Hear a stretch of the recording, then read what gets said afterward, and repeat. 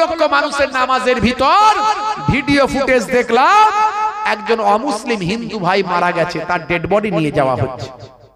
বলো হরি হরি বল, বলো হরি হরি বল, বলো হরি হরি বল, বলো হরি হরি বল।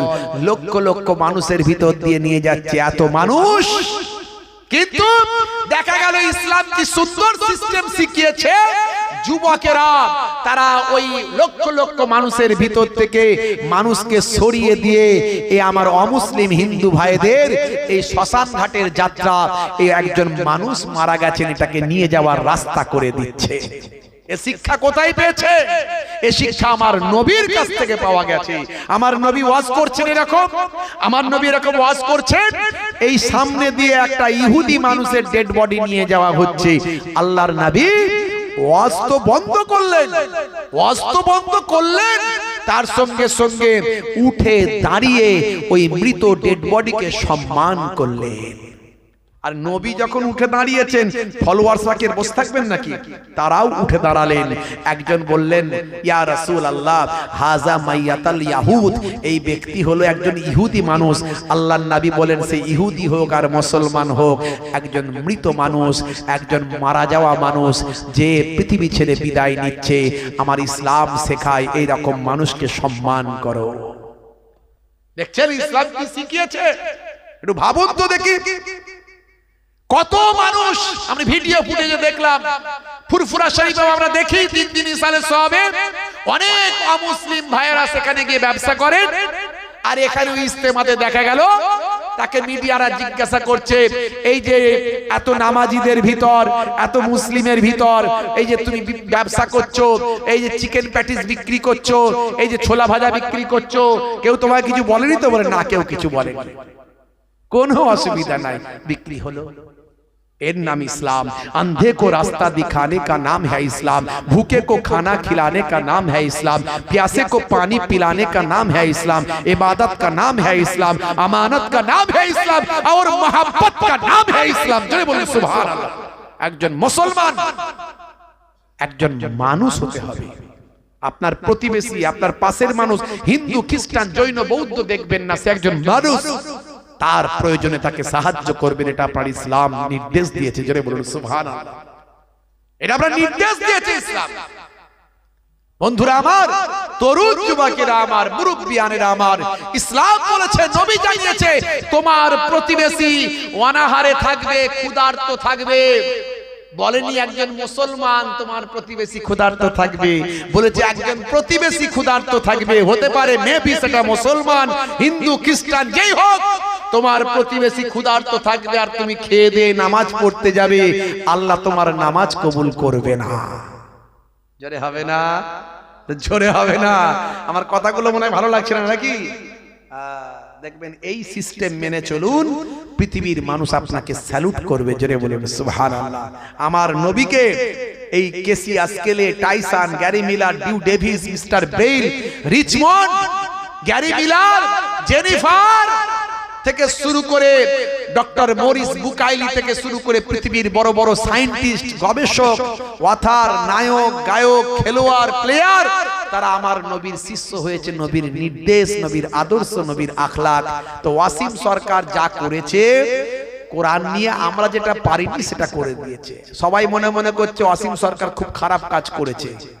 তার দুটো বিষয় আমার কাছে খারাপ মনে হয়েছে। একটা হলো সে বলেছে এই রকম কোরআনে আমি পেচ্ছাপ করে দিই, এই রকম কেতাবে আমি পেচ্ছাপ করে দিই, আর বলে আমি আগুন দিয়ে জ্বালিয়ে দিতে পারি, আর ওই 27 জন শয়তান মিলে লিখেছে। এই কথাগুলো আমার খারাপ লেগেছে, এর জন্য তার ক্ষমা চাওয়া উচিত বলে আমি মনে করি। কিন্তু বাকি আলটিমেটলি যা বলেছে এতে কিন্তু ভালোই হয়েছে। তার কারণ হলো আমরা যেটা পারিনি সেটা ওয়াসিম সরকার করেছে। কারণ ওয়াসিম সরকার এমন কথাবার্তা বলেছে যার দ্বারাই সারা ভারতবর্ষের মানুষ, এমনকি পৃথিবীর বিভিন্ন দেশের মানুষের কোরআনের প্রতি, কোরআনে কি আছে জানার একটু আগ্রহ জন্মে গেছে।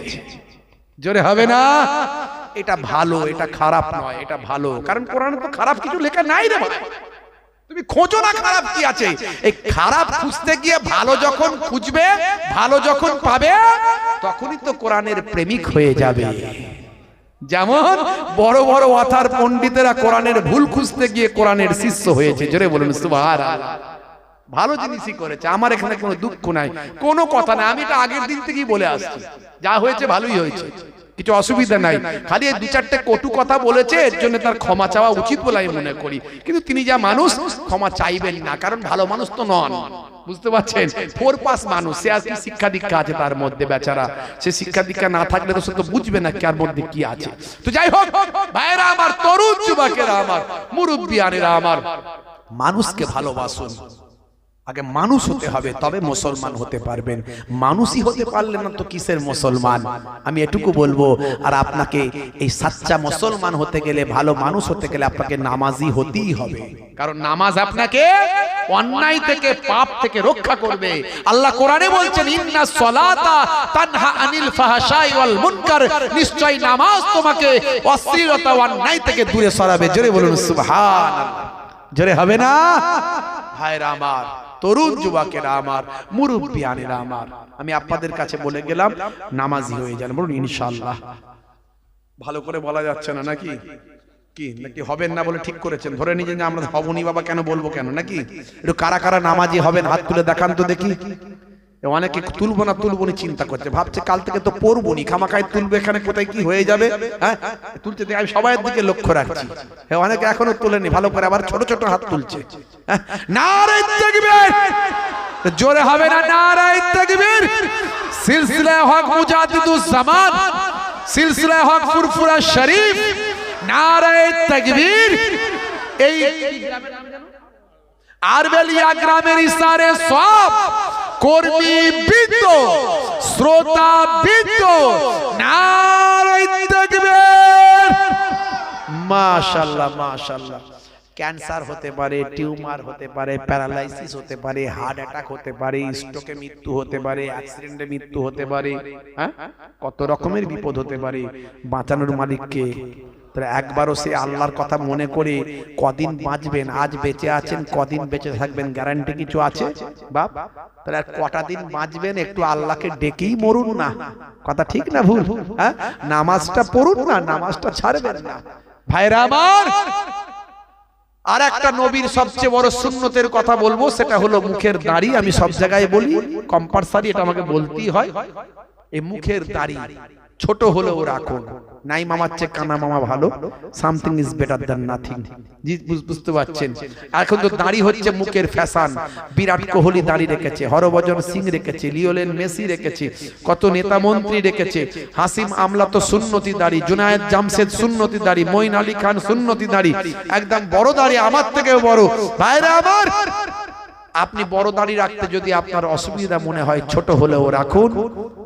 দেখতে ছোট হোক, কিন্তু ফ্যাশন মনে করে নয়, কোন নেতা মন্ত্রী খেলোয়াড় প্লেয়ার রেখেছে বলে নয়। দেখতে ছোট হলেও নবীর সুন্নত মনে করে রাখুন। আজ মারা গেলে কাল দুদিন হয়ে যাবে। আমি অনেক সুন্নতের কথা বলি, আজকে আমি বলিনি, বলার সময় পাইনি। বসে পানি পান করা সুন্নত, চেটে পুচে খাবার খাওয়া সুন্নত, ডান দিকে কাত হয়ে ঘুমানো সুন্নত, বুঝতে পারছেন ভাইয়েরা আমার? বিসমিল্লাহ বলে খাওয়া সুন্নত, খেয়ে আলহামদুলিল্লাহ বলা সুন্নত, ছোটদের স্নেহ করা, বড়দের সম্মান করা, পিতামাতার সেবা করা, স্ত্রীর সঙ্গে ছোট ছোট ঘরের কাজগুলো করা, এগুলো অনেক আমি বলি। ইন্টারনেট সার্চ করবেন, 25-30 হাজার বক্তব্য আমার আছে। কিন্তু কোন সুন্নত কবরে গেলে দেখা যাবে না। একটা সুন্নত কবরে গেলে দেখা যাবে, মুনকার নাকির ফেরেশতা যখন বলবে মান রব্বুকা, দেখতে পাবে। ভাই আমার, নবীর সুন্নত বলে ছোট হলেও মুখে দাড়িটা রাখা, হতে পারে ওই দাড়িটাই হবে নাজাতের জারিয়া। তাই এই দুটো কাজ আপনি করুন। এক হচ্ছে 5 ওয়াক্ত নামাজ, কাজা হলে কাজা পড়বেন। আপনি দোয়া জানেন না, তাসবিহ, ভাই আমার দরুদ জানেন না, দোয়ায় মাসুরা জানেন না, দোয়ায় কুনুত জানেন না, সূরা জানেন না, এই জানেন না, ওই জানেন না। আপনি এক কাজ করবেন, মুফতি আজম মেজলা হুজুর পীর কেবলা রাহমাতুল্লাহ আলাইহি বলেছেন, বাবা তুমি সুবহানাল্লাহ সুবহানাল্লাহ বলে নামাজটা শুরু করো, নামাজিদের মতো করে নামাজ পড়ো যেমন তারা পড়ে। এইভাবে পড়তে পড়তে যদি তুমি মারা যাও, তোমার নামটা ইনশাআল্লাহ আল্লাহ নামাজিদের খাতায় লিখে দেবে। তাই নামাজ কোনো ছাড় নাই। আপনি বসে পারেন, দাঁড়িয়ে পারেন না, বসে নামাজ পড়তে হবে। বসে পারেন না, শুয়ে শুয়ে নামাজ পড়তে হবে। প্রয়োজন হলে ইশারায় ইশারায় নামাজ পড়তে হবে। নামাজে কোনো ছাড় নাই, মাফ নাই। তাই আজ থেকে প্রতিজ্ঞা করুন, কাজা হলে কাজা পড়বেন, কিন্তু নামাজ ছাড়বেন না। বলুন ইনশাআল্লাহ, বলুন ইনশাআল্লাহ।